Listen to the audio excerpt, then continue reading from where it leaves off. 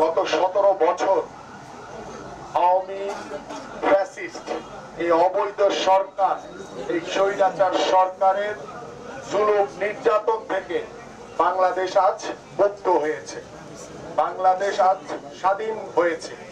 আজকে বাংলাদেশের বীর ছাত্ররা এবং জনতার গণ অভ্যুত্থানে বাংলাদেশ আজকে স্বাধীন হয়েছে। গণ অভ্যুত্থানের মাধ্যমে বাংলাদেশের স্বৈরাচার সরকারের পতন হয়েছে। আমরা বিশ্বাস করি বাংলাদেশ জাতীয়তাবাদী দলের সকল নেতৃবৃন্দ আজকে দেশনায়ক তারেক রহমানের নেতৃত্বে ঐক্যবদ্ধভাবে বাংলাদেশের যে জনগণের যে প্রত্যাশা, জনগণের যে চাওয়া, সেই চাওয়া পূরণ করার জন্য বাংলাদেশ জাতীয়তাবাদী দলের সকল নেতৃবৃন্দ আজকে বদ্ধপরিকর। এই অবৈধ শেখ হাসিনার সরকারের পতনের পরে বাংলাদেশের সব জায়গাতে, ঢাকা শহর সহ ঢাকা মহানগর সহ বিভিন্ন জায়গাতে আমরা কিছু দুষ্কৃতিকারী, কিছু আওয়ামী লীগের যারা নব্য বিএনপিতে নিজেদেরকে প্রকাশ করার চেষ্টা করছে, এই বিষয়গুলি থেকে আপনারা সকলে সতর্ক থাকবেন, সাবধান থাকবেন।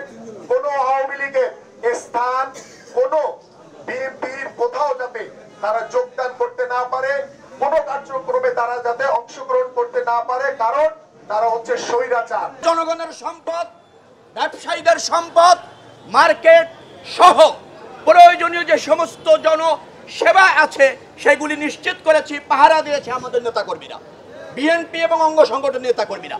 বিচ্ছিন্ন কিছু ঘটনা আমরা শুনেছি বিভিন্ন এলাকায় ঘটেছে, এটা দুষ্কৃতিকারীরা করেছে, এর সাথে দলের সম্পর্ক নয়। আমাদের দায়িত্ব হচ্ছে আপনাদের জানমালের নিরাপত্তা দেওয়া, এই কাজটা আমরা করছি। এই কাজটিতে আপনাদের সহযোগিতা দরকার।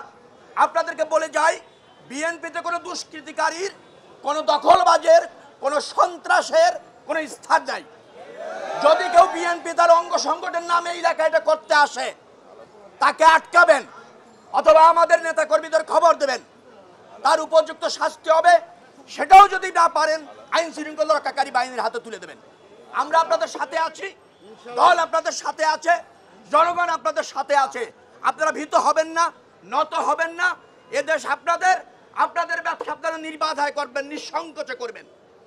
আপনারা অভয় দিয়ে যাচ্ছি, আপনাদের নিরাপত্তার দায়িত্ব নিয়ে যাচ্ছে দল এবং আমরা। তারেক রহমানের নির্দেশ, দখল মুক্ত হবে সারা বাংলাদেশ। সে দখলকারী সে যেই হোক, তাকে আমরা বিএনপির পক্ষ থেকে সকল অঙ্গ সংগঠনের শহীদ জিয়া আদর্শের সৈনিকদেরকে সাথে নিয়ে তাদেরকে আমরা প্রতিহিত করব।